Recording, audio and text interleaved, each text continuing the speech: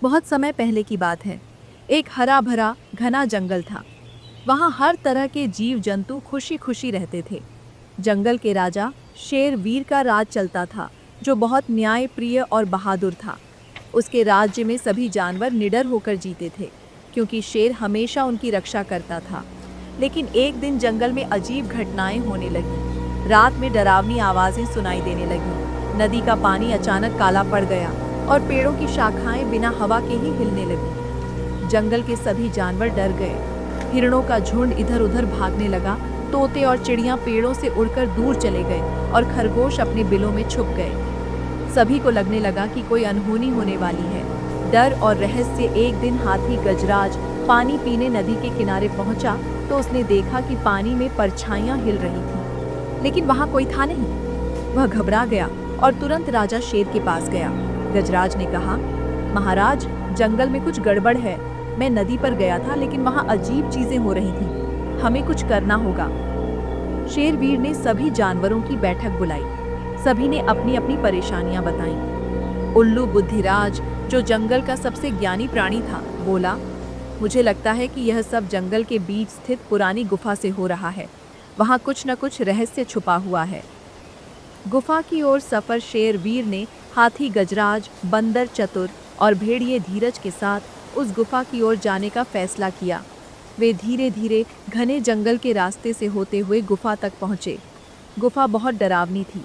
चारों ओर अंधेरा था और अंदर से किसी के फुसफुसाने की आवाज आ रही थी। शेर ने दहाड़कर कहा, जो भी हो, सामने आओ। तभी गुफा के अंदर से धुआं उठा और वहां एक बूढ़ा साधु प्रकट हुआ। उसने कहा, मैं इस गुफा में वर्षों से ध्यान कर रहा था, लेकिन कुछ बुरी शक्तियां इस जगह पर कब्जा करना चाहती हैं। उनकी वजह से ही यह डरावनी घटनाएं हो रही हैं। असली दुश्मन का सामना शेर ने साधु से पूछा, ये बुरी शक्तियां कौन हैं? साधु ने बताया कि गुफा के अंदर एक काला जादूगर त्रिलोचन छुपा हुआ है, जो अपनी काली शक्तियों से जंगल पर राज करना चाहता है। अगर उसे नहीं रोका गया तो जंगल हमेशा के लिए नष्ट हो जाएगा। शेरवीर और उसके साथियों ने गुफा के अंदर जाकर जादूगर को ढूंढा। त्रिलोचन एक बड़े पत्थर के पीछे बैठा जादू कर रहा था। जैसे ही उसने शेर को देखा, वह जोर से हंसा और बोला, तुम मुझसे नहीं जीत सकते। यह जंगल अब मेरा होगा। लेकिन शेरवीर और उसके साथियों ने हिम्मत नहीं हारी। हाथी गजराज ने अपनी सूंड से पत्थरों को उठाकर जादूगर पर फेंक दिया। बंदर चतुर ने उसकी टोपी छीन ली, जिससे उसकी शक्तियां कमजोर हो गईं, और शेरवीर ने एक जोरदार दहाड़ के साथ उस पर झपट्टा मारा। त्रिलोचन डर गया और चिल्लाने लगा। जैसे ही उसकी टोपी गुफा की आग में गिरी, वह अपनी सारी शक्ति खो बैठा और धुएं में बदलकर गायब हो गया।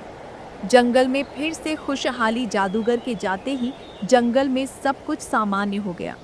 पानी फिर से साफ हो गया, पेड़ हिलने बंद हो गए और डरावनी आवाजें आनी बंद हो गईं। सभी जानवर खुशी से झूम उठे और शेरवीर की जय जयकार करने लगे। शेरवीर ने कहा, यह जंगल हमारा घर है और हमें मिलकर इसकी रक्षा करनी होगी। अगर हम एकजुट रहेंगे तो कोई भी बुरी शक्ति हमें नुकसान नहीं पहुंचा सकेगी। उस दिन से जंगल में फिर से शांति और खुशहाली लौट आई और सभी जानवर हंसी खुशी रहने लगे। शेरवीर हमेशा की तरह अपने जंगलवासियों की रक्षा करता रहा और जंगल का हर कोना प्यार और सौहार्द से भर गया। ऐसी और मज़ेदार नैतिक कहानियों के लिए हमारे चैनल को सब्सक्राइब करें। अगर आपको यह वीडियो पसंद आए तो लाइक करें और शेयर करना न भूलें। नई कहानियों के लिए नोटिफिकेशन ऑन करें।